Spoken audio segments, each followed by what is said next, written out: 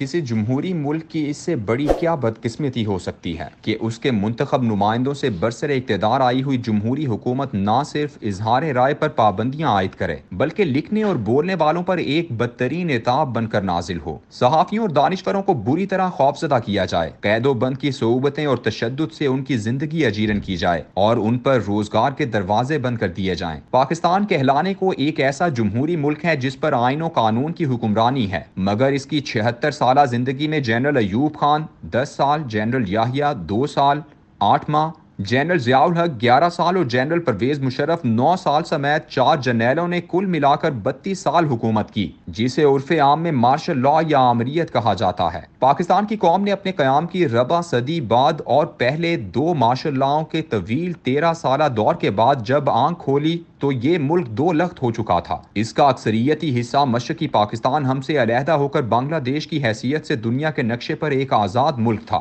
اس سانحے کی لاتعداد وجوہات بیان کی جاتی ہیں، لیکن بنیادی بات وہی ہے کہ پاکستان کی کرسی صدارت پر متمکن جنرل یحییٰ خان اور مغربی پاکستان میں اکثریت حاصل کرنے والے مگر متحدہ پاکستان کے اقلیتی لیڈر ذوالفقار علی میں ایک ایسا گٹھ جوڑ تھا کہ دونوں مشرقی پاکستان کی بالادستی قبول کرنے سے انکاری ہو گئے، جس کی وجہ سے سانحہ مشرقی پاکستان کا جنم ہوا۔ دسمبر 1971 کے صدمے سے نڈھال قوم پر ذوالفقار علی بھٹو حکمران ہوا تو اس سے نہ صرف لوگوں بلکہ بے شمار لکھنے اور بولنے والے صحافیوں، ادیبوں اور دانشوروں کو بہت امیدیں تھیں۔ سب سے اہم بات یہ تھی کہ یہ لوگ گزشتہ 2.5 سالہ جنرل یحییٰ کا ایک ایسا دور دیکھ چکے تھے جس میں آمرانہ حکومت کے باوجود صحافتی آزادیاں اسے پہلے کے تمام ادوار سے زیادہ تھیں۔ یحییٰ دور میں جتنے ڈیکلریشن اخبارات کے دیے گئے وہ گزشتہ 25 سال کی کل تعداد سے زیادہ تھے۔ اس وقت اخبارات ہی ایک آزاد میڈیا تھے، ورنہ ریڈیو ٹیلی ویژن تو سرکاری سرپرستی میں چلتے تھے۔ 1970 کے الیکشنوں میں پہلی دفعہ یحییٰ خان نے ملک کی تمام سیاسی پارٹیوں کے سربراہوں کو ٹیلی ویژن سے براہ راست عوام سے خطاب کا موقع دیا تھا، جو پاکستان کے عوام کے لیے ایک انوکھا تجربہ تھا۔ سینسر سے آزاد اخبارات جو چاہتے لکھتے اور جس کا چاہتے مضحکہ اڑاتے۔ جلسوں اور جلوسوں کی ایسی کھلی چھٹی تھی کہ 1970 کا شاید ہی کوئی دن ہو جس میں کوئی بڑی ریلی، جلوس یا جلسہ منعقد نہ ہوا ہو۔ ایسے تجربے کے بعد اور سانحہ مشرقی پاکستان کے دکھ کی المناک کیفیت میں ذوالفقار علی بھٹو کے اقتدار کا سورج طلوع ہوا تو اس پژمردہ قوم نے اس سے بے شمار امیدیں وابستہ کر لیں، لیکن یہ دور ایسا ثابت ہوا کہ صرف 5 سال بعد ہی بھٹو کے خلاف بھرپور تحریک شروع ہوئی، جس کی مثال پاکستان کی تاریخ میں نہیں ملتی۔ ذوالفقار علی بھٹو کا دور یوں تو سیاسی مخالفین کے قتل اور اغوا سے بھرا ہوا ہے، لیکن اس جمہوری دور میں صحافت پر جو عنایات خسروانہ کی گئیں وہ پاکستان کی تاریخ کا ایک سیاہ ترین باب ہے۔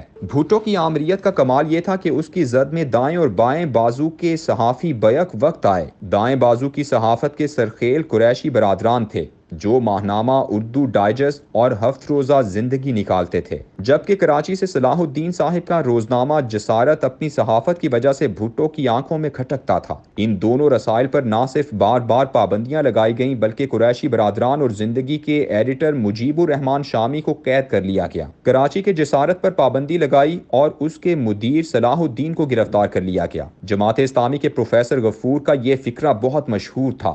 جب ان سے ایک صحافی نے سوال کیا کہ جسارت کب نکلے گا تو انہوں نے جواب دیا، بھٹو اور جسارت ایک ساتھ نکلیں گے۔ اسی طرح دائیں بازو کی رسائل میں پنجاب پنچ بند ہوا اور اس کے ایڈیٹر مظفر قادر گرفتار اور آؤٹ لک پر پابندی لگی اور حسین نقی گرفتار ہوئے۔ ٹھیک 45 سال بعد اپریل 2022 سے مارچ 2023 تک کا سال ایسا گزرا ہے جس بارے میں عالمی میڈیا پکار کر یہ کہہ رہا ہے کہ یہ پاکستانی صحافت کا تاریک ترین سال تھا۔ حیرانی اس بات پر ہے کہ یہ سال بھی نہ صرف ایک جمہوری حکومت کا سال ہے بلکہ اس وقت ملک پر ایک ایسی حکومت ہے جس میں پاکستان کی 13 چھوٹی بڑی سیاسی پارٹیاں شامل ہیں۔ ان پارٹیوں میں جمہوری جدوجہد کی علم بردار وہ قوم پرست پارٹیاں بھی ہیں جن کے بڑوں نے آمریت کے ادوار میں سختیاں جھیلی تھیں۔ فریڈم نیٹ ورک ایک عالمی ادارہ ہے جس سے منسلک پاکستان کا فریڈم نیٹ ورک انسانی آزادی اور حقوق کے لیے جدوجہد کرنے والی ایک تنظیم کے طور پر رجسٹرڈ ہے۔ اس ادارے کی 2017 میں فرانس کی حکومت نے انسانی حقوق کے تحفظ کے لیے بہتر کام کرنے پر ایوارڈ بھی دیا ہوا ہے۔ اس ادارے نے چند دن پہلے صحافیوں پر حملوں، دھمکیوں اور تشدد کے حوالے سے مئی 2022 سے مارچ 2023 تک کی اپنی رپورٹ شائع کی ہے۔ اس رپورٹ کے پریس ریلیز کا عنوان ہے، صحافیوں کو دھمکانے اور ان پر حملہ کرنے کے واقعات میں 60% اضافہ۔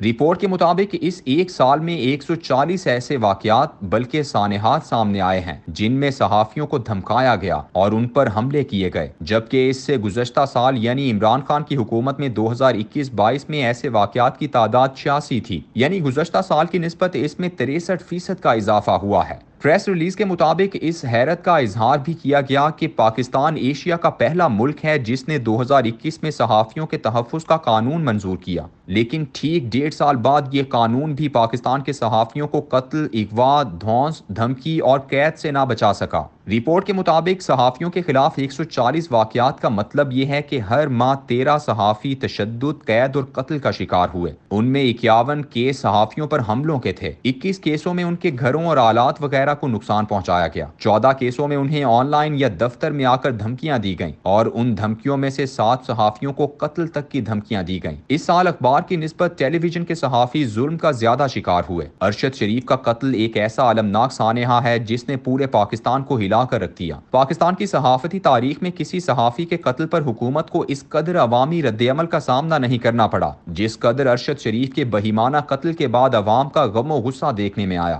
سندھ کی حکومت اس رپورٹ کے مطابق اس معاملے میں بدترین تھی اور اس سال کے دوران وہاں صحافیوں پر پورے پاکستان کی نسبت سب سے زیادہ حملے ہوئے۔ ناظم جوکھیو کا کیس ایک ایسا بہیمانہ قتل تھا جس کو سیاسی اشرافیہ نے حکومت کے ساتھ مل کر انصاف کے ایوانوں سے ہی دور کر دیا۔ یہ تاریخ خون چکا ہے، لیکن المیہ یہ ہے کہ بھٹو آمریت کے 5 سالوں کو ملا کر بھی اس قدر ظلم نہیں ہوئے تھے جس قدر ظلم شہباز آمریت کے اس ایک سال میں ہوئے ہیں۔